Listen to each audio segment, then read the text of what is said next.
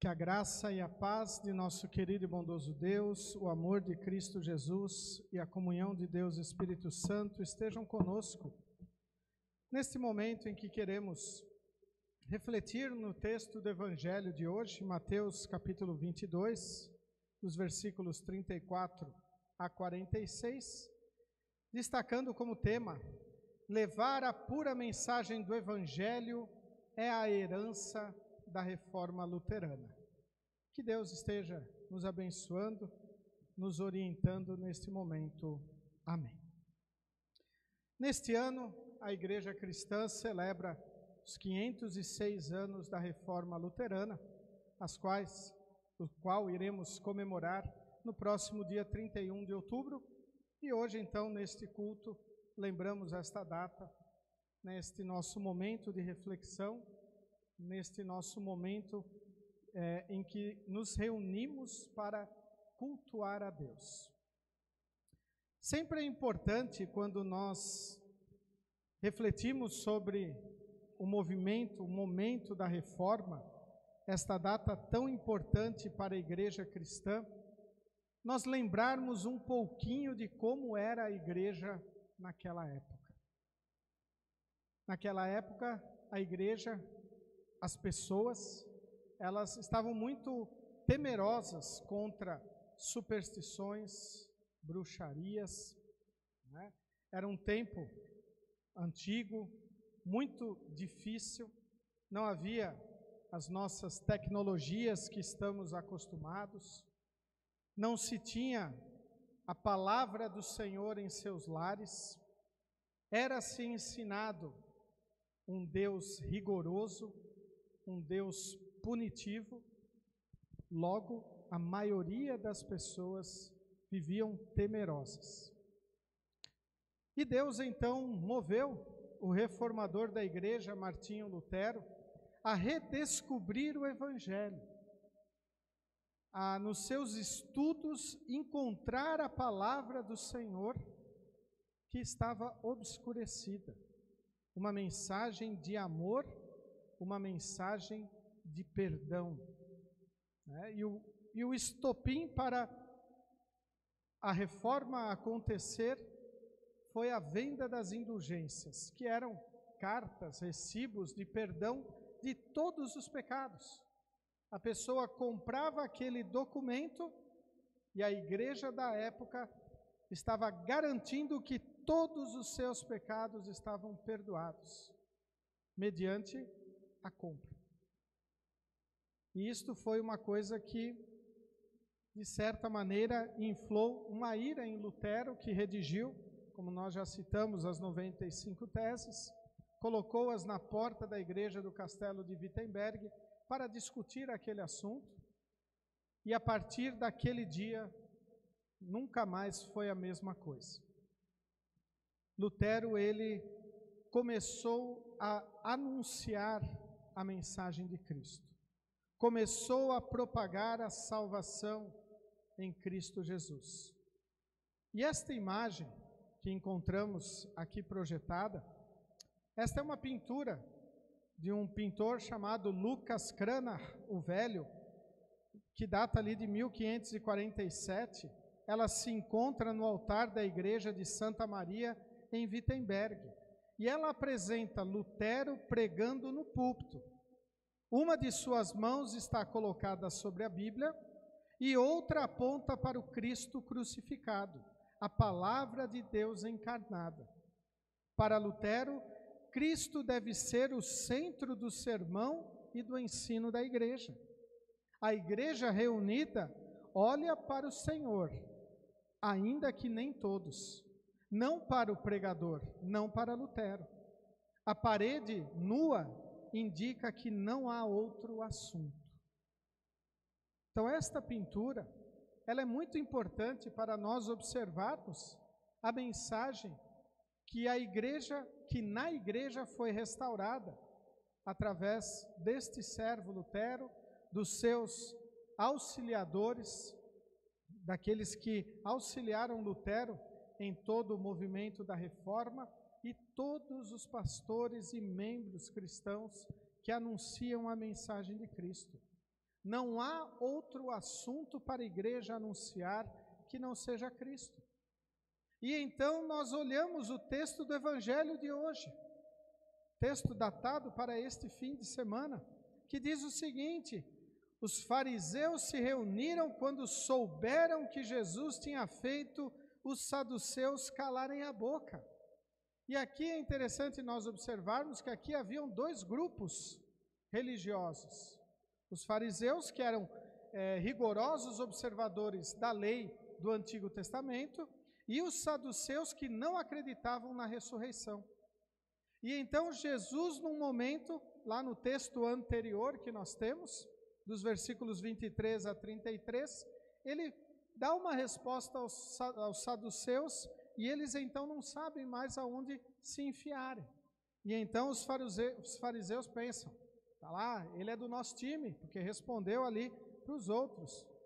E então o mestre da lei que estava ali, queria ainda alguma prova contra Jesus, pergunta: mestre, qual é o mandamento mais importante de todos os mandamentos da lei? E esta pergunta ela é muito importante para nós também. Qual é o mandamento mais importante de Deus? Deus, ele nos coloca a sua palavra, ele tem diversas orientações. Nós ouvimos algumas leis presentes ali no livro de Levítico, onde Deus, ele fala através do servo Moisés: vocês devem ser santos, porque eu sou santo. Se vocês são o meu povo, vocês têm que serem santos. Por isso, não guardem ódio, julguem com justiça, não desprezem ninguém, não maltratem ninguém, e assim por diante. Diz ali: não guarde ódio contra alguém do teu povo. Talvez hoje nós deveríamos aplicar: nós não devemos guardar ódio com irmãos em Cristo Jesus. Porque nós fomos perdoados por Deus, nós devemos estender o perdão. Por isso, quando nós dizemos: eu não gosto daquele fulano, eu não vou na igreja por causa de ciclano que está ali, estamos agindo longe de Deus. Porque Deus nos perdoa. E quando Deus nos perdoa, nos chama para o seu povo, Ele nos dá a capacidade de perdoar também. Aliás, Ele nos dá a motivação de perdoar. Isso tem que ser uma coisa que deve brotar do meu coração. Porque nós fomos perdoados em Cristo Jesus, que foi crucificado por nós, para nos perdoar, para nos salvar. Logo, eu quero também perdoar. E então podemos dizer que esta é uma mensagem extremamente importante, resgatada pela Reforma Luterana. Como eu disse no início, estavam se vendendo o perdão do pecado. Bastava eu comprar aquele papel que diziam que o meu pecado estava perdoado. E isto é totalmente contra a palavra de Deus. O perdão nos é conquistado por Cristo e nos dado de graça. Não precisamos fazer nada para receber o perdão. Deus nos dá ele. Mas nós somos chamados a viver em resposta a este perdão. Não tem como nós vivermos de maneira indiferente. Não tem como nós dizermos: ok, fui perdoado pelo Senhor, posso continuar vivendo igual. Não, longe disso. A partir do momento que o Senhor age no meu coração, através do batismo, através da palavra, através da Santa Ceia, nós não somos iguais ao que éramos. Nós temos que viver em novidade de vida. Nós temos que mudar o nosso jeito de viver.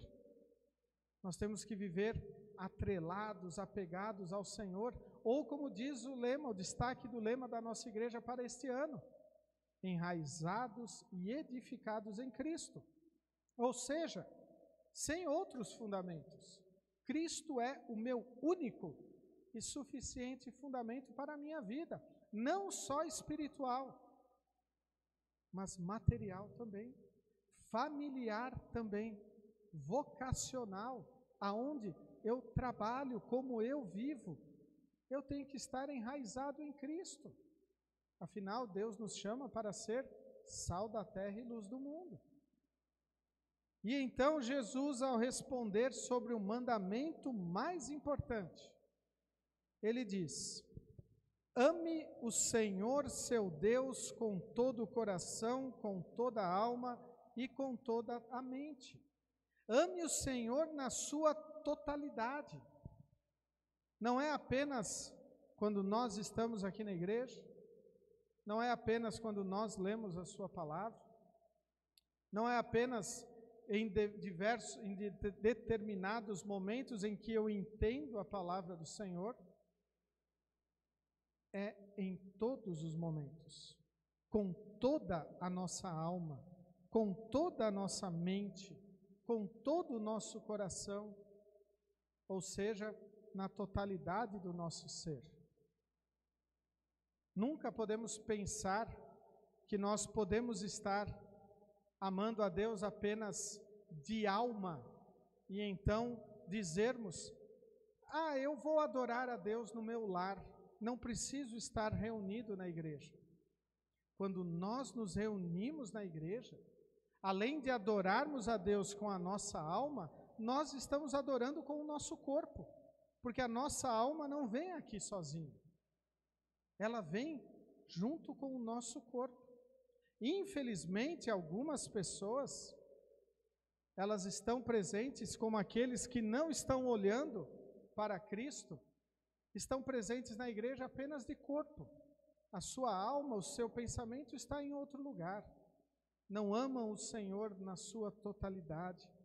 E então é necessário relembrarmos o amor que Deus tem por nós. Amor este demonstrado na cruz do Calvário. Amor este redescoberto pela reforma luterana.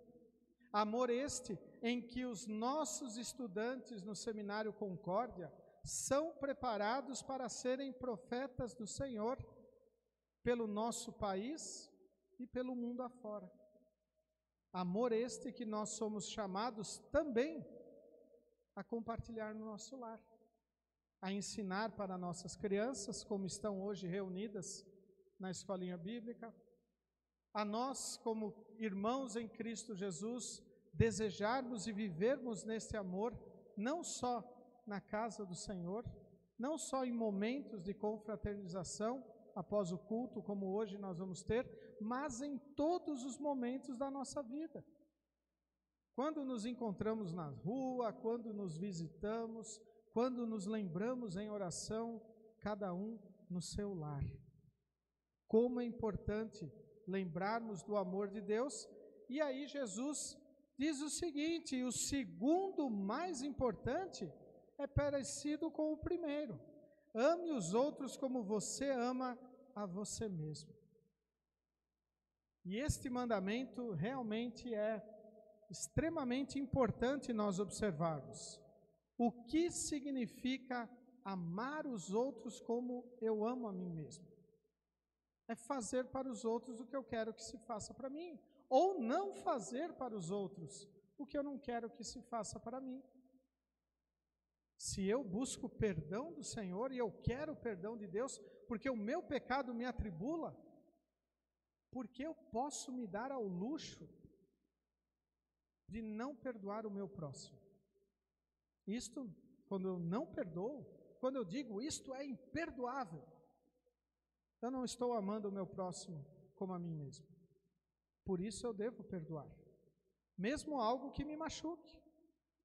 Porque nós olhamos a nossa vida e nós vemos quantas coisas nós fizemos que machucamos ao Senhor. Quantas vezes negligenciamos a sua palavra? Quantas vezes nós maldizemos o seu nome? Quantas vezes brotou em nosso coração um pouquinho de arrogância, de dizermos: veja só como eu estou forte na fé, diferente daquele outro que quase não vem na igreja, quase não lê a Bíblia, quase não acompanha a vida do Senhor. Por isso, queridos irmãos, quando nós refletimos na mensagem da reforma, quando nós nos reunimos para este momento festivo da igreja, nós devemos lembrar que levar a pura mensagem, levar o doce evangelho da salvação é a herança da reforma luterana. Amar a Deus acima de todas as coisas e amar ao próximo como a ti mesmo é a herança da reforma luterana. Quando nós vamos contristados perante Deus clamar o seu perdão, e quando nós estendemos o perdão do Senhor para aqueles que nos ofenderam, e esta é a herança da reforma luterana.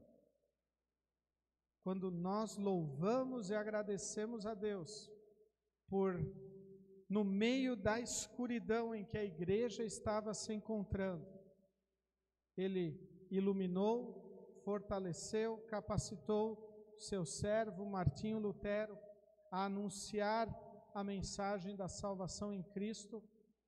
Quando nós agradecemos por Deus também capacitar e enviar pastores formados pelo nosso seminário para diversas localidades, nós estamos vivendo a herança da reforma luterana. Quando nós damos testemunho da mensagem de Cristo às pessoas, nós estamos vivendo a herança da igreja luterana, da reforma luterana.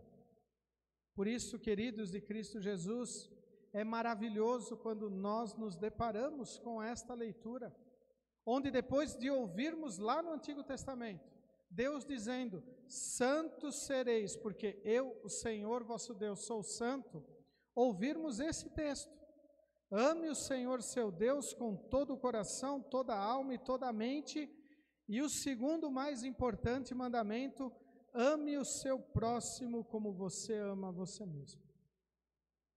Nesta data em que celebramos a reforma, nesta data onde celebramos o amor de Deus, porque a reforma luterana nada mais é do que o amor de Deus sendo anunciado, o amor perdoador, o amor com que Cristo se entregou por nós para nos salvar, o amor que é o único assunto que a igreja deveria anunciar.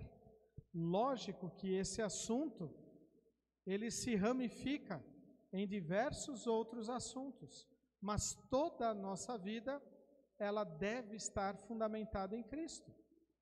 A nossa vida de oração, a nossa vida no trabalho, na família, no social, quando nós estamos nos divertindo, tudo tem que estar baseado em Cristo e lembrarmos que se eu posso fazer tudo isso com tranquilidade na minha consciência, é porque o meu Salvador me perdoou todos os pecados.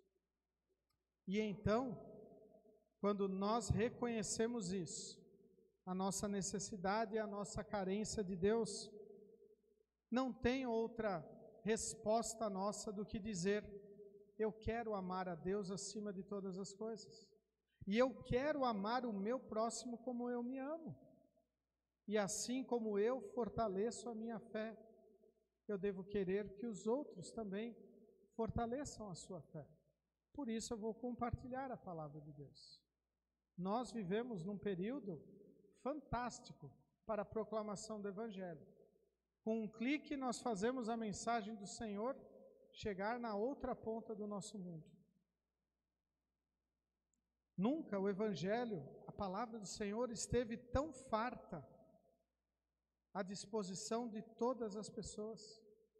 Mas, ao mesmo tempo, nunca a palavra do Senhor foi tão negligenciada pelas pessoas, inclusive pelos cristãos. E tudo isso nós devemos também reconhecer que é porque o fim do mundo está se aproximando. E Deus nos chama não para nos preocuparmos que o mundo está acabando, não para ficarmos aí procurando sinais pelos céus, olhando os noticiários para ver aonde tem guerra, aonde há sofrimento. Não, esses sinais, eles querem nos chamar à preparação, para nós estarmos vigilantes no Senhor, certos de que nele nós temos o perdão, e se temos o perdão, temos vida e salvação. Por isso, quando estamos enraizados e edificados em Cristo, para nós não há dificuldade em dizer: eu quero amar o Senhor com toda a minha vida.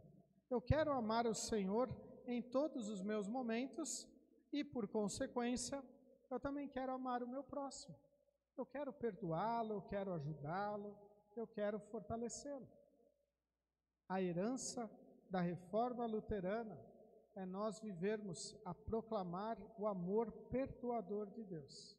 Amor este manifesto na sua palavra.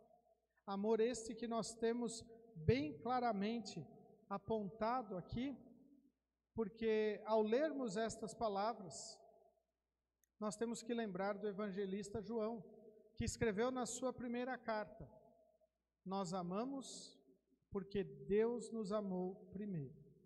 Deus agiu em nosso coração, no batismo, na palavra, com o seu amor para que nós pudéssemos amar.